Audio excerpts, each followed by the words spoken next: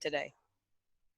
All right. Welcome to another episode of Brilliantly Resilient Live. I'm Kristen Smedley with my buddy Mary Fran Bontempo, and we have another super fun show in store for you today. This is one of our newest friends, Antuan Raimone, and you are going to be like just grab a cup of coffee if you didn't already, or you might need a giant ice water and sit back and enjoy all the stuff that Antuan has to tell us. And here's the thing, we just met a couple of weeks ago, a week and a half maybe. Yeah, when everything shut down, and we both have the same we're in the same group with Trisha Brooke, who we've had on the show very early on when everything had shut down, and we were all trying to figure out how we were moving forward and how to be resilient and brilliant.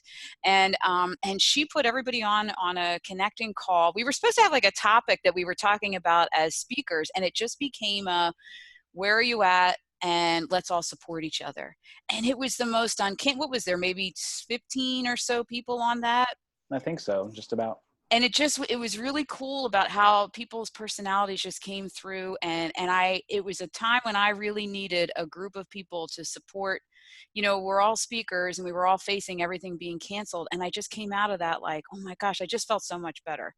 And Antuan, as everybody's going to see today, just you have such a incredible light, and you had a whole different take on the stay at home thing that everybody was freaking out, and you were grateful, and I thought, oh man, this is a guy we need to know more from. So with all of that, now you got a big bill to fill here. We set the bar very high, Antuan, but we know you can get there. We know it. Tell us a little bit about yourself. So I have lived in New York for 14 years. I have been working professionally as an actor for almost 22 years now. And in the past decade, I have been developing my additional career as a public speaker. I gave my first TEDx talk 2 years ago. That was produced by Trisha Brooke and Jamie Broderick. And that talk's focused on an idea, concept, mission of Soldier of Love, which is this pin that I'm wearing. This is my official logo for Soldier of Love. Oh, I love that. Soldier of Love. Soldier of Love. Isn't that a song? That's a song too, right? Isn't that a song? Yeah, you can find it. It is a 90s, 80s, 90s artist, Sade. Okay, has a song, and there's other titles also love her. With the same, So you, the way we usually do this show, we talk about the reset, rise, and reveal your brilliance. And the reset always starts with that train wreck, sucker punch, and boy, did you experience yours early. You had I did. a really, I mean, when I watched your TEDx and learned a little bit more about your story, I literally started welling up because you were a child when you had your trauma. So tell us about that. So at 8 years old, I was sexually abused by two family members. It was a, sort of a one-off experience. And then a few years later, at the age of 13 or 14, off and on for about a year, I was sexually abused again by a super of a house my mom was renting. Oh, goodness. And following that reset, rise, reveal that you speak about, that like the effects of those experiences did not really present themselves to me until I was an adult. I had stuffed them so far away and so far down that I didn't realize how they were percolating. And once I got older and got through my struggles of accepting my identity as a gay man and then getting into relationships, did I start to see the effects of those instances of abuse from when I was a child. And so that reset, the biggest reset within that for me, was a relationship I was in, let's say 10, 11 years ago, just about. I had made a conscious decision that the next relationship I was going to go into would not start from a sexual place. I wanted to get to know someone. I wanted them to get to know me. And I wanted to keep sex off the table for as long as possible. And that was something I'd always led with because it was where I was most comfortable. It's where I found my value. It's where I thought my value was as a person. And so I found someone that was willing to be in that space with me. I didn't tell him this because I wasn't in a place to You weren't share there that yet. information. Yeah, Yeah. you have to be there. You know, it's a process. I think everybody that we've spoken to that's had these things that have been traumatic like that, you have to be ready to Right. share that, you know, and you have to give yourself the grace to know that when it's not right, it's not right. And when it is, you'll know. Absolutely. And so I found myself in this wonderful relationship with this man that I felt safe with, that I felt had interest in me that went beyond the physical. And things were going so well. And then we eventually, probably within 6 months, was the first time we ever had sex or had seen each other naked. And that that was never a case for me before. Yeah. And then after that, I realized just how emotionally unprepared I was for that reality, because I started having old conversations with myself that, if I try to initiate anything with him physically and he's not interested, then that's supporting the fears that I had. You know, the conversation of, oh, you idiot, why did you do that? Now he's not interested. That was the only thing that he wanted. And there was no proof. There was no outside proof to support this inside conversation that was happening. And so I resorted to old habits and made a choice that I wanted to feel a sense of control, because I felt I had lost that. I didn't trust my vulnerability with myself, so I certainly could not trust it with someone else. Right. And so I, tried to find someone else that I could just hook up with, so I would, sort of reset that balance of like, I'm out of control now, I feel in control. And unbeknownst to me, that person knew who my boyfriend was and told him that we were planning to meet. And so everything blew up in my face. Wow. It was not a setup by the boyfriend by any means. It was just a series of unfortunate circumstances. And then once that happened, I did this very deep dive of asking myself, like, why did I do that? What are the reasons? Like, truly, what is going on? Why did you just do this? And after asking all of the questions I could not find a satisfactory answer to, I reached out to this center in New York called the Crime Victim Treatment Center that two very good male friends of mine from college had gone to for therapy around also being survivors of sexual violence. And I went in and had an intake meeting and started working on therapy. And that really allowed me to unsurface all of the things I had pushed so far down and away. Did you know about that center back in college? Is that what you remembered, or were you still friends with them and they said, dude, you got to go check out this place? We were still friends. All of us had moved to New York and had been friends since college. And they, one of them had discovered it first, told me about it. I got whisked away to go on tour with the show, told the other friend about it. He started going. I came back from tour. He's like, man, I think this would really help you. And so that's how I got to this Oh man, I love that part of it, because we talk about how important your tribe is in your reset and your rise, and you are surrounded by people that to encourage you to do that. And we just talked yesterday with Jen Gardella about this whole thing about therapy came up. Again, we're all so resistant to it. I guess we grew up.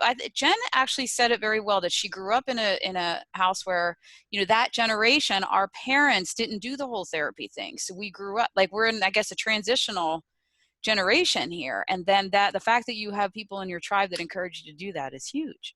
Yeah, growing up in my household and that small group, the answer was typically give it up to God or take it to God. Yeah. Yes. And as the kid, you're like, okay, having no idea what that means. Yeah. Now what? Anybody want to tell me how to do that effectively? That it helps? Yeah. I find I'm listening to your story, and the thing that I find most striking, that strikes me, is that we think that it's easy to rise from those places of pain because we think we want to get out of them. Mm-hmm. But very often it's the place so you stay there or you revert back to it, as you said you did. And when I think back to when David was in the middle of his addiction issues, and things would be really, really, really bad, and then I think we'd have to get help, and then we'd have a couple of days where it wasn't, and I'd be like, oh, it's okay, because you have that little bit of control over that moment. Mm-hmm. So the rise is not easy. Wow. There's an element of fear in that, because you have to go back in and face all this stuff. Is that what you Absolutely. felt? Absolutely. And I've said to many friends, and I think I've written about it, once you gain an awareness of something, you can no longer claim ignorance to it. And just that simple awareness of knowing, oh, this is a place that I don't want to be. Your energy, your spirit, your body is going to do everything it can to move you forward and away from the place you were. We are very adept at ignoring and or fighting that. I've just found in my own personal experiences. Mm-hmm. But the energy within you, the spirit within you knows, oh, we don't like where we are right now, so we need to keep moving forward. And it is going to keep sending us messages and signals to make us uncomfortable. So we have to listen to it to move forward. It's just a matter of us saying yes. Yeah, well, that's it. You have to make the decision, and Kristen and I talk about all the time. One of the things that I wrote in the book, the 15-minute master book, is that sometimes life just sucks, but you have to make the decision. Are you just visiting that place, or are you going to live there? Mm-hmm. And Yeah. that is exactly what you just talked about. You have to listen to the part of you that goes, this is not right, and you have to do the hard work to do that rise, to get out of there. So so you went to the center, and Yes. you started to do this work, and how did you continue to rise? I have been a journaler since I was young. Mm. And while I was in therapy, I think that time, because I've gone back one other time when I had another massive reset, a sucker punch, as you say, had a massive sucker punch a few years ago. And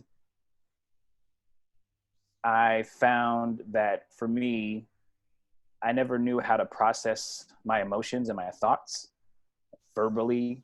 I never knew how to express that. Dance helped. Getting into musical theater was actually, the first was Taekwondo. I studied Taekwondo for 4 years and got a black belt in that. And that in its own way helped me process the feelings and thoughts I couldn't understand, because I was about the age of 10 when I started Taekwondo. So that was all in the swirl of what had first happened. Then musical theater was the second sort of life buoy that came to me. I like that, life buoy. We got to put that hashtag life buoy. That just came to me as well. Hashtag life buoy. That's got to go in your stuff. I love that. And I'll write that down when I talk to you. Yeah, write that down. And so musical theater was a second life buoy.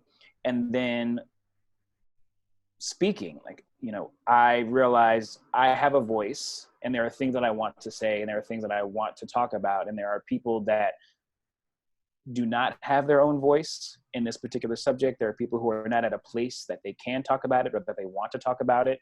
Mm-hmm. And so I'm willing to do that. And so writing was a big help. And what I found is when I don't know how to formulate thoughts and get a hold on an emotion, you have to, when you write, you have to organize what you're feeling, what you're thinking, to put it in written form. Mm-hmm. So that keeps things from swirling around like a massive dust storm.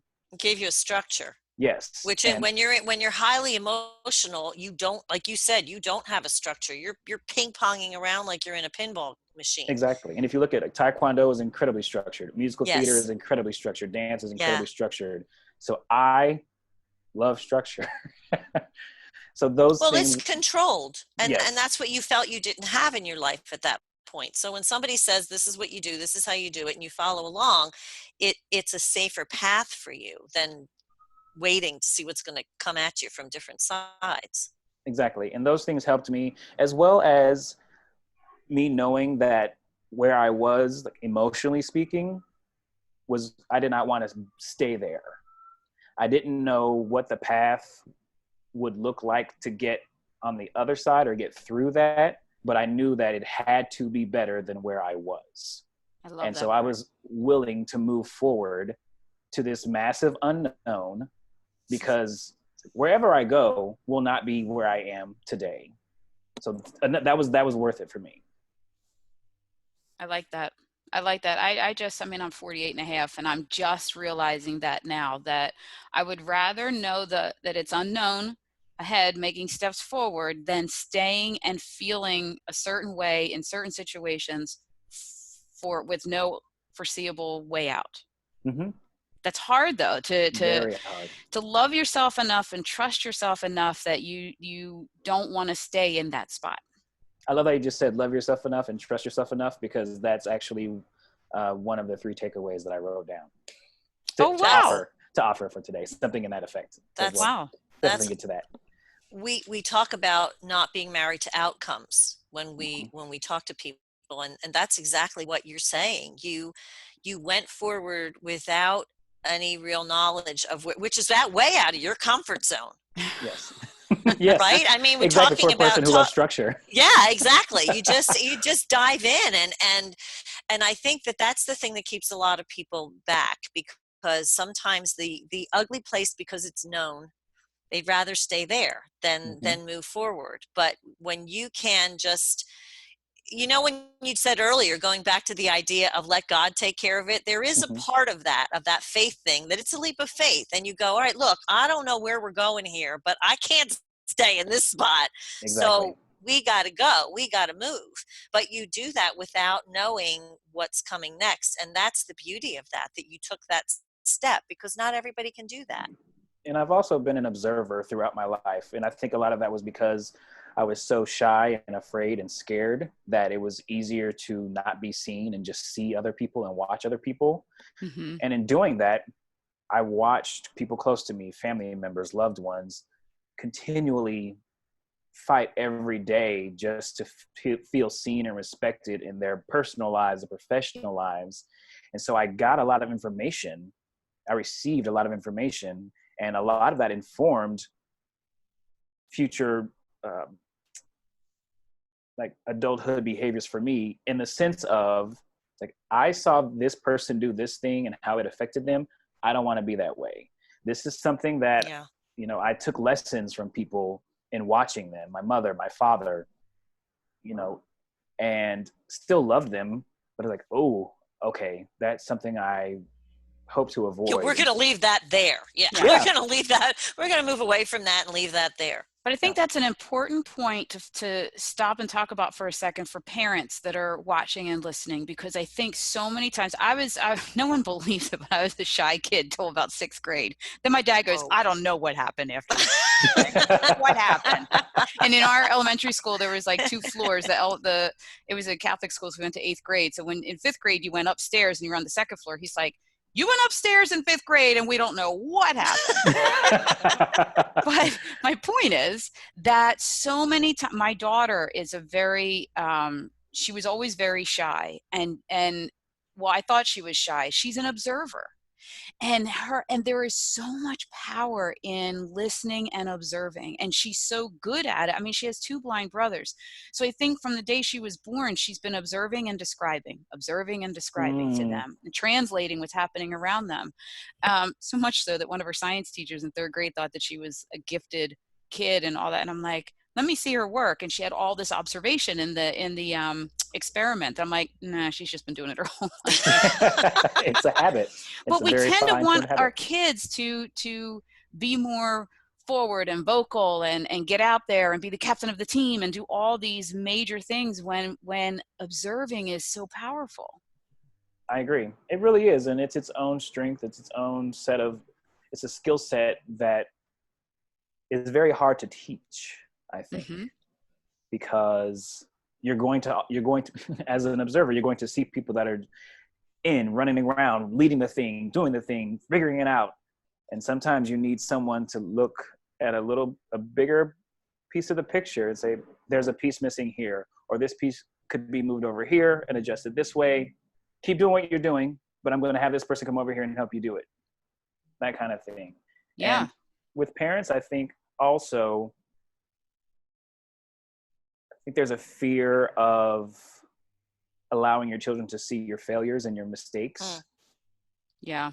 I think that if and when your child comes to you and asks you a question, and I'm saying this as someone who has no children, answer them honestly.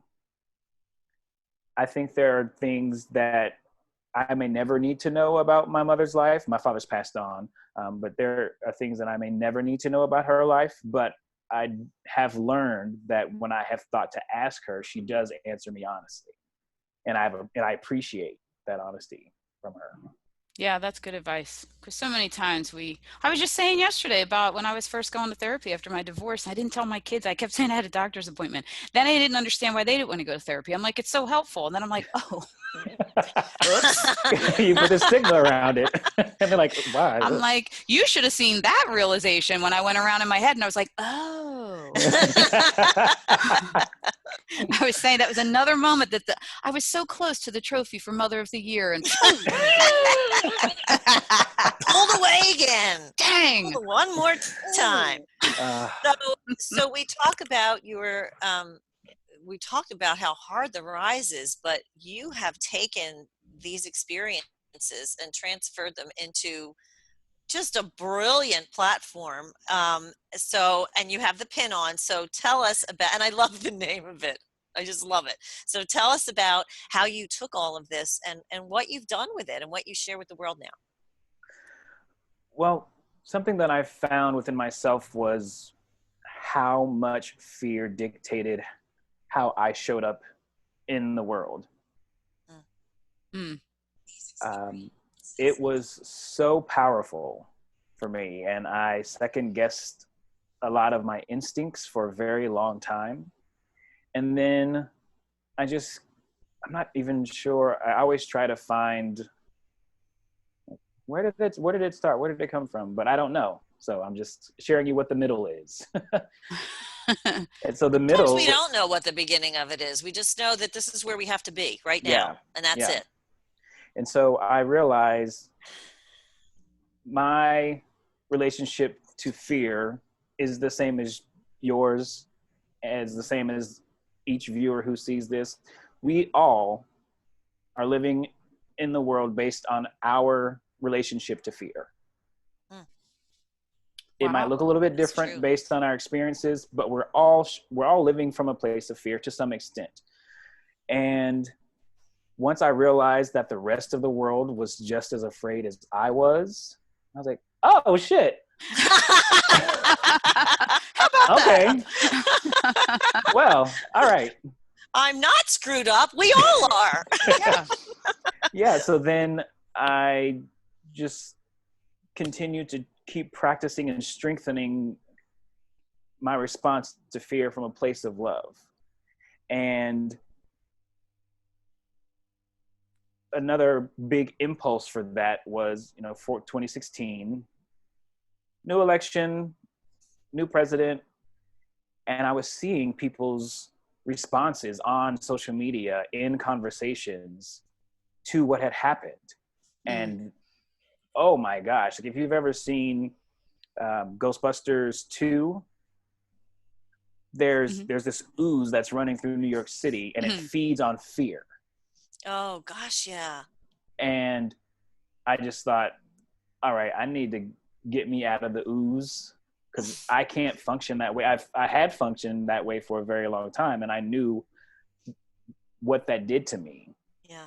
And so I made a very conscious effort. And the very first Instagram post I ever posted was in 2016, sometime early November. And I said, point blank to the screen, I said, I have no idea how to keep you from feeling fear, but what I know I can do is offer you love. Oh, wow. And that was where Soldier of Love, like that was the birth of me using that phrase, connected to myself directly.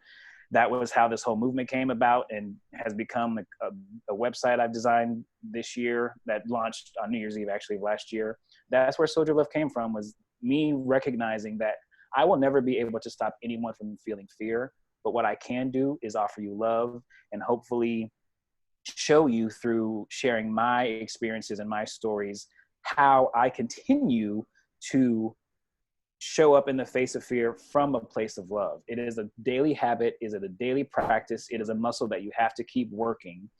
It's not just I've got it, I'm wearing it, and it's here. Mm-hmm. I got my pin. I'm a soldier of love. Yeah. Not just about the pin. Yeah. No, it's a daily thing, and it's going to be different for every person. So I really am conscious about not saying like, here are the steps to take, because I don't know your journey. I don't know where you are in your ooze of fear. I don't know how strong your muscle of love is. I have no idea what those things are for you, but I just want to show people, hey, this was all of the baggage and the weight and the fear and the hurt and the pain that I carried and that I dealt with. And here's some of the process of me moving out of that. And this is where I am today. So I show that because, I believe representation matters. And so me looking the way I look, being the way I, who I am, someone out there is going to be able to relate to me in some way, shape, or form, even if I don't see how that's possible. So if I just keep talking, keep putting myself out there in whatever way, consciously and purposely and positively that I can, then someone is going to hear what they need to hear. Well, I'm going to give you one of the steps that you can give to other people, because it's a direct quote from you, because I watched your TEDx talk. Being afraid of what may happen, we aren't able to live in the love of what is happening. Yeah. So you're talking about being present and not constantly projecting fear into what hasn't happened yet. Mm-hmm. Exactly. And that in and of itself is, again, a continual practice. A couple of days ago, I woke up and like, I don't feel like getting out of bed today. I'm just going to lay in bed and watch TV all day. And I watch the news. I watch about an hour and 15 minutes of news a day. That is my limit. That's all I will allow in. Me too. Smart. And there were some stories that made me feel sad. And so I let myself feel that way. I didn't try to be like, I'm soldier of love. I'm okay. I'm going to be okay. It's like, it's gray outside. And I'm just going to stay in this bed and binge watch whatever I'm going to binge watch today and be in that feeling. Because when we allow space for what we're feeling, just like your interview with Stephanie McCullough, she said, like, when you write stuff down and you burn it, like, it's two sides of the same coin for me. Like, when you allow the space for fear, and I say fear and love. And fear we can paint it so many different colors. It can be annoyance, frustration, uncertainty, discomfort. Like, we'll paint it those other words, those other colors, but the root of it is fear. Okay. And then love is everything else. So I'll always say fear, but it can encapsulate however you might define fear for yourself. So when fear shows up, it wants to be heard and it needs to be heard. So I let it be heard. And then I say, okay, you've had your say. Now, how can I respond to it from a place of love? Wow. I like that. That's powerful. And so that's what I try to find. And I think, with my work through therapy, through all of my journaling, those things have created this toolkit, this emotional toolkit that I have that allows me to get to that place of love a bit more quickly than most people are able to. Because I've been working on that for a very long time in a very intense way. Mary Fran, can you repeat that quote one more time? I want to make sure that people hear that in the frame of reference of what's happening in the world right now. Being afraid of what may happen, we aren't able to live in the love of what is happening. And there's a lot of love out there now. I mean, we are in the midst of this horror But boy, every day you see people, like you said, Antoine, you acknowledge it. You can't push it away. It's there. You have to acknowledge that fear and give it its moment, but then you don't live there. You go, and that idea of asking yourself that question, how can I respond to it with love? That's so powerful.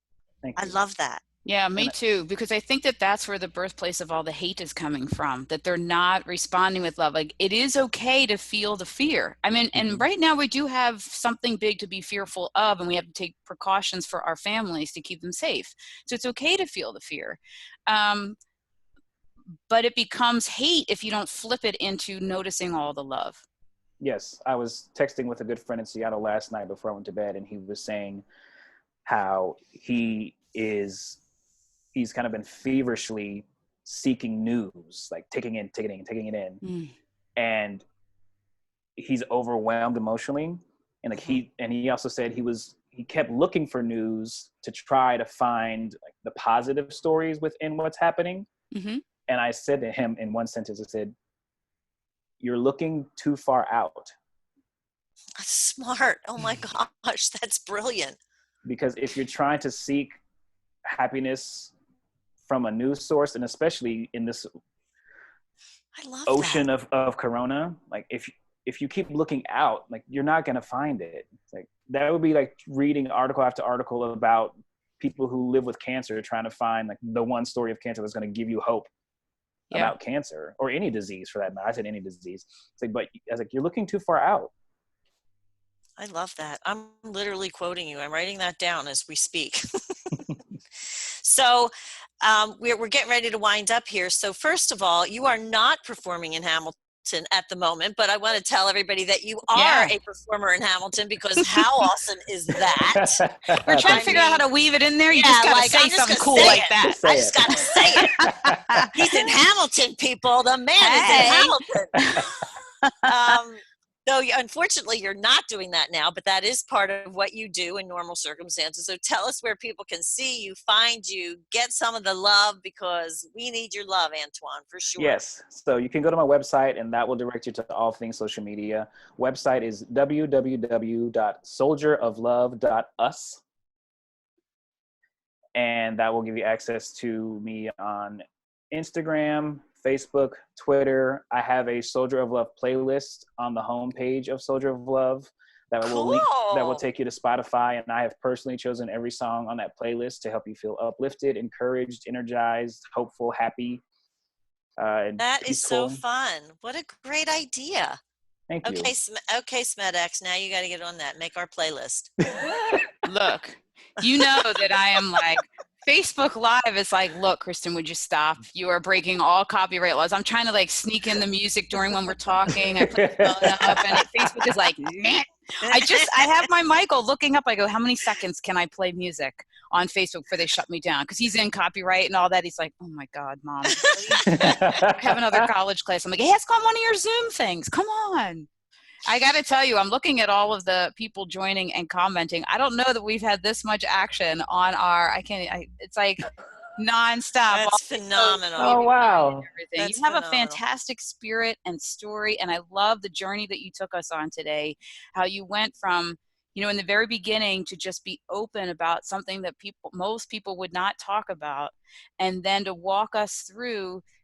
That's your brilliance, that now we all can and sit here, and all of us have had something horrible happen in our lives, and know that not to have that fear consume us about it, and to turn it into love, especially right now. I think this is fantastic. It's perfect. And I just want to say one more thing before we sign off. I'll email these to you so you can put these in the group or however you want to work with that. But I just want to let people know, or just ask themselves a question. Do you trust that the love you have for yourself is enough? Wow. That was a question I asked for myself, and then I realized the answer used to be no. No, I did not trust that the love I had for myself was enough, which is why I looked to other people, to so many external factors. And you were looking too far out. Exactly. Yes. Look at that. You were looking too far out, and now you know right where to look. Well, Antoine, this has just been a joy. I mean, honestly, I really want to ask you to sing right now, but I won't put you on the spot. But maybe later, maybe we'll Maybe get we'll you do a back happy on. hour show. We'll do a Yeah, happy hour show, and wouldn't you that two be can fun? sing, and I'll just keep sipping the wine.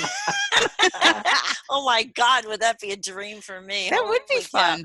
It would be fun. You guys would have to. We have to have a track where I can just lip sync and act like. Yeah. Be our You could be background. our Not my backup forte. dancer. Yes, You could be our exactly. backup There you singer. go. There you go. I can dance. All right, this has been great. And Antoine, if people, let me just ask you this: if they struggle with the answer to that question, can they reach out to you for some guidance with Absolutely. it? I Please think that do. would be Yeah. good.